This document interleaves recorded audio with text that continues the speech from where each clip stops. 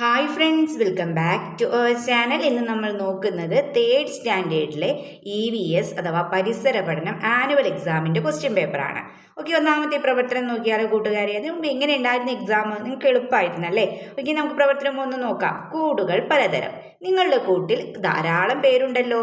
അതെ, ഞങ്ങൾ കൂട്ടമായാണ് താമസിക്കുന്നത്.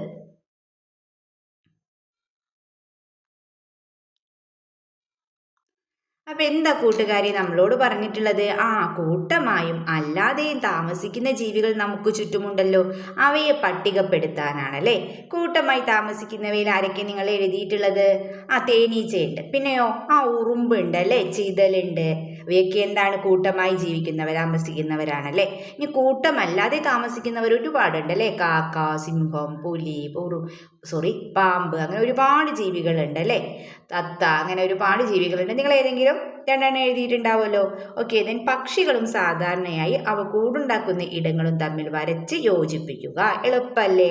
മരം കൊത്തി എവിടെയായിരിക്കും? നോക്കിക്കേ, ഫസ്റ്റ് തത്ത ഉണ്ട് അല്ലേ, മരപ്പൊത്തിലാണ്. ദെൻ കാക്ക അല്ലെ, മരക്കൊമ്പിലാണ്. തൂക്കണാങ്കുരുവി ഏതിലായിരിക്കും? തെങ്ങോലയിലായിരിക്കും അല്ലേ. ഇനി വേലി തത്തയെ കാണാനുണ്ടല്ലേ. മണ്ണിൽ തുരങ്കം ഉണ്ടാക്കിയിട്ടാണ് അല്ലേ, മണ്ണ്. ഓക്കെ, അപ്പൊ എല്ലാത്തും നിങ്ങൾ വരച്ചിട്ടുണ്ടല്ലോ. ഓക്കെ, ദെൻ മണ്ണ് ഉപയോഗിച്ച് കൂടുണ്ടാകുന്ന ജീവികളിൽ പെടാത്തത് ഏതെന്നാണല്ലേ ചോദിച്ചിട്ടുള്ളത്. ചിതല്, വേട്ടാളൻ, ഉറുമ്പ്, കടന്നൽ. തന്നിട്ടുള്ളതിൽ നോക്കൂ, ചിതല്, വേട്ടാളൻ, കടന്നൽ, ഉറുമ്പ് അല്ലേ. അപ്പൊ ഇതിൽ മണ്ണ് ഉപയോഗിച്ച് കൂടുണ്ടാകുന്ന ജീവികളിൽ പെടാത്തത് ഏതെന്നാണല്ലേ ചോദിച്ചിട്ടുള്ളത്. AB ശരിയാണ്, CD ശരിയാണ്, എല്ലാം ശരിയാണ്, ഒന്നും ശരിയല്ല എന്നാണല്ലേ പറഞ്ഞിട്ടുള്ളത്. ഓക്കെ, ദെൻ നെക്സ്റ്റ് ക്വസ്റ്റ്യൻ എന്താണ്? പ്രവർത്തനം 2, ഭക്ഷണം വലിച്ചെറിയപ്പെട്ട സ്ഥലങ്ങളിലും മലിനമായതിലും പ്ലേഗ്, എലിപ്പനി തുടങ്ങിയ രോഗങ്ങൾ എന്നിവയിലൂടെ പകരുമെന്ന് പറയുന്നുണ്ട് അല്ലെ. എലി പറയുന്നത് ശ്രദ്ധിച്ചില്ലേ? ഇതുപോലെ കൊതുകിന്റെ സംഭാഷണത്തിൽ ഉൾപ്പെടുത്തേണ്ട 3 പ്രധാന കാര്യങ്ങൾ എഴുതൂ. കൊതുക് എന്തായിരിക്കും പറഞ്ഞിട്ടുണ്ടാവുക? ഞാൻ കെട്ടിക്കിടക്കുന്ന തെളിനീരിലും മലിനജലത്തിലും മുട്ടയിട്ട് വളരുന്നു. ഡെങ്കിപ്പനി, മലേറിയ, മന്തുരോഗം, ചിക്കുൻകുനിയ തുടങ്ങിയ രോഗങ്ങളൊക്കെ ഞാൻ പരത്തും അല്ലേ. ദെൻ പരിസരത്ത് വെള്ളം കെട്ടിക്കിടക്കാൻ അനുവദിക്കാതെയും കൊതുക് വലകൾ ഉപയോഗിച്ചും എന്നെ തടയാമെന്നൊക്കെ ആവല്ലേ പറഞ്ഞിട്ടുണ്ടാവുക. എഴുതിയിട്ടുണ്ടല്ലോ നിങ്ങൾ. ഓക്കെ, ദെൻ പ്രസ്താവനകൾ വായിച്ച് ശരിയായവയ്ക്ക് നേരെ ടിക്ക് മാർക്കും തെറ്റായിക്ക് നേരെ ഇൻഡു മാർക്കും ചെയ്യാനാണല്ലേ. കൈകൾ പൂർണ്ണമായും വൃത്തിയാകണമെങ്കിൽ നഖം വെട്ടണം. ശരിയാണല്ലേ. ദെൻ അഴുക്കുള്ള വസ്ത്രങ്ങൾ ധരിച്ചാൽ ചൊറി, ചുണങ്ങ് തുടങ്ങിയ വരാൻ സാധ്യതയുണ്ട്. അതും ശരിയാണ്. മാസ്ക് ഉപയോഗിക്കുന്നതിലൂടെ രോഗങ്ങൾ പടരാൻ സാധ്യതയുണ്ട്. അത് തെറ്റാണല്ലേ.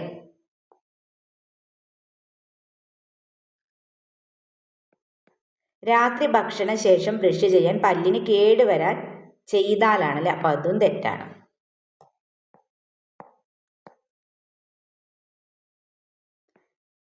ഇവ 2 ശരി, 2 തെറ്റാണല്ലേ. ഓക്കെ, ദെൻ നെക്സ്റ്റ് ക്വസ്റ്റ്യൻ നോക്കാം നമുക്ക്. സുരക്ഷിത ജീവിതം.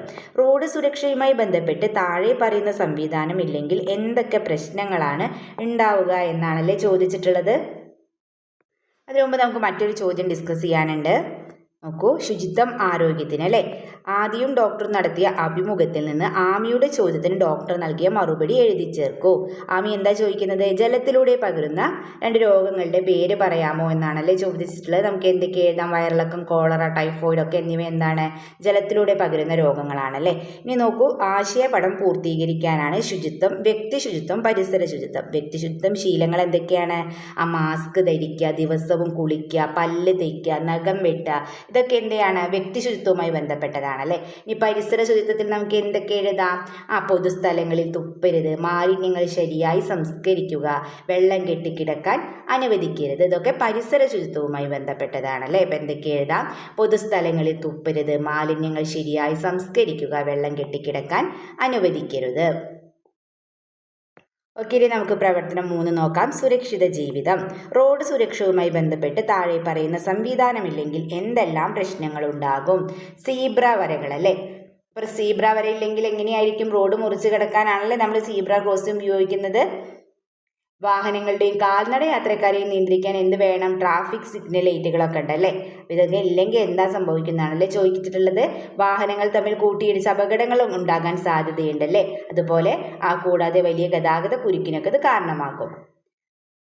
ദെൻ ട്രാഫിക് ചിത്രത്തിൽ നൽകിയിരിക്കുന്ന അടയാളം എവിടെയെല്ലാമാണ് സ്ഥാപിക്കാറുള്ളത്? എവിടെയാണ് സ്ഥാപിക്കാറുള്ള? ആശുപത്രികൾക്ക് സ്കൂളുകൾക്കൊക്കെ മുൻപിൽ ഇത്തരം അടയാളങ്ങൾ നമ്മൾ സാധാരണയായിട്ട് കാണാറുണ്ടല്ലേ. അപ്പോൾ എന്തൊക്കെയാണ്? ആശുപത്രി, സ്കൂള്. ദെൻ നിങ്ങൾക്ക് ഇഷ്ടമില്ലാത്ത രീതിയിൽ ആരെയും നിങ്ങളെ സ്പർശിക്കാൻ അനുവദിക്കരുത്. ശരിയായവ കണ്ടെത്താനാണല്ലേ പറഞ്ഞിട്ടുള്ളത്. ശരിയാണല്ലേ. നിങ്ങൾക്ക് ഇഷ്ടമില്ലാത്ത രീതിയിൽ ആരെയും നിങ്ങളെ സ്പർശിക്കാൻ അനുവദിക്കരുത്. അത് ശരിയാണ്. നിങ്ങളോട് ആരെങ്കിലും മോശമായി പെരുമാറിയാൽ ആ വിവരം രക്ഷിതാക്കളോ അധ്യാപകരോടോ പറയണം. അതും ശരിയാണല്ലേ. ശരീരഭാഗങ്ങളിൽ ബുദ്ധിമുട്ട് തോന്നുന്ന രീതിയിൽ ആരെങ്കിലും സ്പർശിച്ചാൽ അത് കർശനമായി പറയണം. അത് ശരിയാണല്ലേ.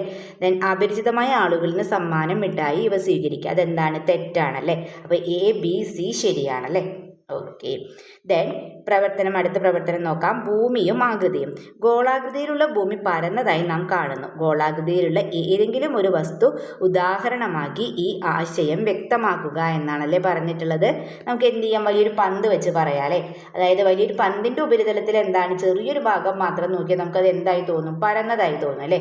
അതുപോലെ വളരെ വലിയ ഗോളമായ ഭൂമിയുടെ ചെറിയ ഭാഗത്ത് നിൽക്കുന്ന നമുക്ക് എന്ത് ചെയ്യും? അത് പരന്നതായിട്ട് അനുഭവപ്പെടുന്നു അല്ലേ. ഓക്കെ, ഇനി നെക്സ്റ്റ് ക്വസ്റ്റ്യൻ നോക്കാം. പ്രസ്താവന. പകൽ സമയം നക്ഷത്രങ്ങളെ കാണാൻ സാധിക്കില്ല, കാരണം സൂര്യപ്രകാശം.